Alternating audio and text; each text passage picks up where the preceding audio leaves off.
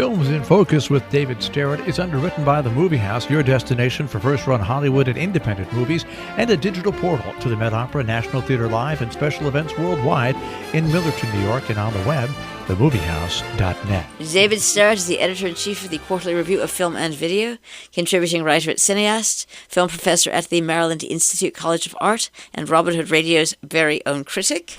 He joins us weekly, the films Ma Rainey's Black Bottom, Mlk Fbi, and Small Axe. All right, David, you've definitely piqued interest with these titles. Well, I hope so. And we have a theme this week because, as we know, Hollywood is grappling these days with the idea of better representing minority populations and minority artists and minority audiences. And it's making fitful progress in these areas, but there still is a fairly good amount of minority cinema out there. Always has been. It's just that it is a very small proportion of what we actually get to see. And I am able to talk this week about three considerable releases, all of which are really very much about Black people. They are the work of Black filmmakers. They are about Black people, and they deal with subjects of great concern to the Black audience. And yet I certainly, as a white person, related very readily to all of them. So we have three, not the only movies out there that deal with minorities or with Blacks, but three movies that are out there right now that are widely available by streaming, and each one of which I can recommend in different ways. They are, aside from their fascination with Black people and Black culture and Black societies, very, very different from each other. And the first one that I want to talk about is Ma Rainey's Black Bottom. And this is directed by George C. Wolfe, a very gifted Black director, and it is based on a play. It's adapted from a play by the great Black playwright August Wilson.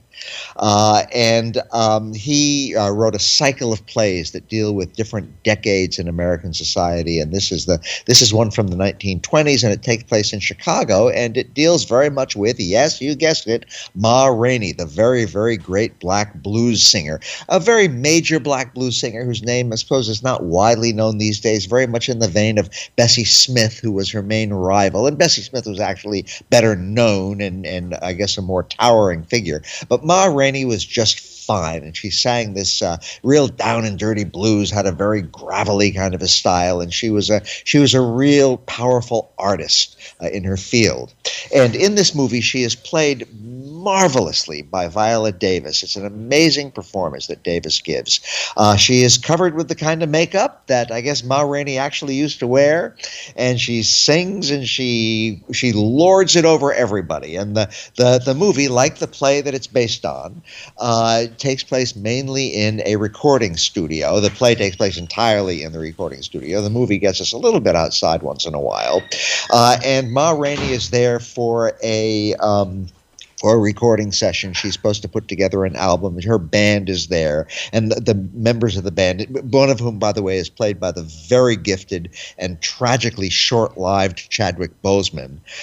They're there, and they are waiting for her, and then she finally shows up, and they're rehearsing, and she gets into some conflicts with the two white guys who are there, one of whom is her manager, the other one of whom runs the recording studio, and there's some very amusing and not so amusing little racial tension that goes on. But what we mainly have, and that makes the most impression in the movie, is conflicts within the band members themselves. These guys, these young, well, they're not all young, these guys who are musicians, and they've been musicians for a long time, and they're just there to make their money and then get out of there, and they have some discussions and some arguments and some confrontations and whatnot. And then all the time, Ma Rainey herself is sort of drifting in and out of the action. So that's what it's about. It's a very dialogue-driven movie. Of course, it's based on a play, and plays are almost always dialogue-driven. So we have a lot of really interesting talk. There's a little too much storytelling in it for my taste. Every once in a while, one of the members of the band will sit there and will tell some long story, and that kind of thing works better on the stage, I think, than it does in the movies. Another problem that the movie has, it's a small problem, but the play has the same problem, is that it culminates with a couple of moments of real melodrama. And to me, the whole thing is about talk. It's about real people going through sort of real conversations and confrontations and interactions, and we don't need the melodrama that crowns the whole thing. But again, this is just sort of a minor complaint on my part. I found the movie to be beautifully acted, really, really elegantly made, and again, Viola Davis is just extraordinary as Ma Rainey. It's one of those amazing performances that will live in memory for a long time, and for that reason alone, I would really recommend it. But it's also marvelous as an adaptation of a play by the great August Wilson. Not too long ago, we had another one of his plays, Fences, which was made also into a really, really good film. And it's just a good, solid, dramatic movie that is for audiences of all kinds, not only members of minority groups, not only black moviegoers. I'm delighted that it's out there, and, well, I hope it really flourishes and finds a very, very large viewership. Second movie I want to talk about today really bears out my thesis that there's very, very little difference nowadays between the movies that get released theatrically and that go, that are meant to be seen on the big screen, and the movies that get released in ways where we see them on the small screen, because they're just sort of one great big flow. And now, with still most movie theaters all over the place being closed, of course, so many movies that would go into theaters first are being released on the small screen. But I really think that it doesn't make much difference. If you have some sort of a decent size TV screen, or if you can put a small one fairly close to your eyes, you'll have a pretty good movie watching experience. And that goes very much for the couple of movies I want to talk about now. First of all, Mlk Fbi. The MLK stands for Martin Luther King. The FBI stands for Federal Bureau of Investigation. And this is a movie. It's a documentary. This is our only documentary for the day. And it was directed by Sam Pollard, who's a very, very gifted film editor. He edited a number of Spike Lee's great movies back mainly during the 90s and early 2000s. And he's really, really talented as an editor. And he directed this movie, but it's largely a question of editing together all different kinds of material, archival footage, tape recordings, things like that. And what the movie is about is the FBI's persecution of Martin Luther King. And it really was a genuine persecution. It was just outrageous what had happened. But the FBI decided that Martin Luther King, actually J. Edgar Hoover, the head of the FBI, decided that Martin Luther King was a menace to American society. They decided that he was a racial agitator and that he was a communist and he was this and that. And they really went after him and they spied on him and they made his life miserable in all sorts of ways. One of the most notorious things that they did was to gather material on his private life, including tape recordings of what appeared to be, they're tape recordings, and they're tape recordings made with this technology of decades ago, and there is a whole lot of ambiguity there. But yes, it does appear that he was having some sort of relationships with women, not his wife, and they used this material to try to blackmail him, and at one point they were actually sending him correspondence which appears to have been designed to try to get him to commit suicide. Just horrific things that went on. Now, Martin Luther King is, for me, and I'm sure for many people, one of the great American heroes. He was not only a great advocate for racial justice, he was an opponent of the Vietnam War back in the days when that was going so horribly off the war. And above all, in my mind, he was an advocate for nonviolent resistance. He was an absolutely amazing figure who took the principles of Gandhi and transferred them to American racial protest. And for those reasons alone, I think he is just one of the great American heroes. And here we have the FBI tormenting him and going after him and trying to end his career and possibly even end his life. A horrifying thing. And this is what the new documentary, Mlk Fbi, what it gets into and what it illustrates and what it really shows us through, again, archival footage and recordings and whatnot. Now, a lot of the material related to this episode in American history, this sorry episode, is under seal and still will be under seal for another few years from now. But Pollard got a hold of a lot of really amazing material, and again, he puts it together in phenomenally dramatic ways. So if you want to see a movie which is very real, it's a documentary about recent American history, which is also hugely dramatic in every possible way, then Mlk Fbi is the movie for you. And it is, as an educational experience, it should be shown and seen everywhere. It's a really, really major film. It's an excellent film, and I support it 100%. And I just really want to suggest people go see it. It's a really dramatic, entertaining movie, and it's also horrifying, and it will teach you a whole lot of stuff that maybe, well, that we just all need to keep in mind, because things like this still go on today. Last movie I want to talk about today, Jill, is actually 5 movies, and it's a very unusual series. Basically it's a TV miniseries, but it consists of 5 feature films. The overall title is Small Acts, and that title comes from a proverb that was made popular by the great reggae singer Bob Marley in a 1973 song.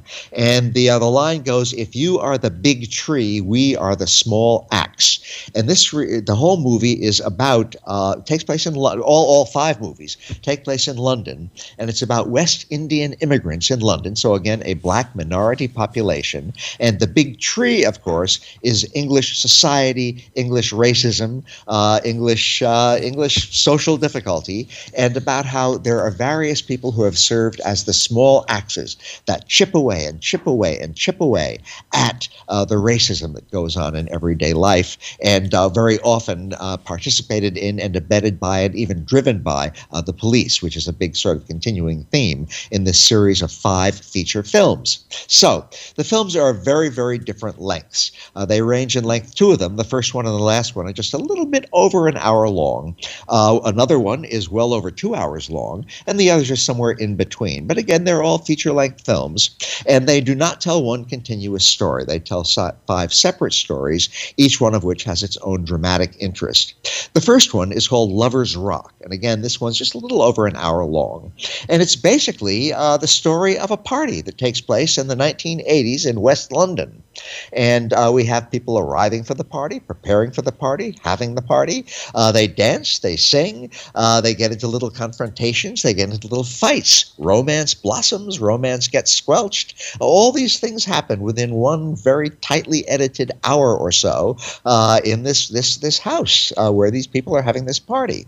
And what we really get is a very sort of homey glimpse of black life, young black life. These are young people in the early 1980s. And there are also references, and a lot of American viewers won't get this right away, at least, references to a tragedy that took place shortly after this party that we're watching in the early 80s. There was a terrible fire in which a number of people were killed, and some people feel to this day that the fire may have been set as an act of racial provocation, of racial hatred, and there are just references to that. But what we mainly have here is the party, and so the movie itself is a kind of a party. It has its dark moments, but it's a party, so have a nice time with that nice little party. Now, another one of the movies, Mangrove, is really very, very different from that. This is one that goes on a lot longer, and it's about the police persecution of some people who were hanging around and operating a restaurant in London back in 1970. And the police kept putting pressure on. They didn't like the place just because it was frequented by black people, and they tried to have it shut down, and they did different things, and ultimately there was an uprising.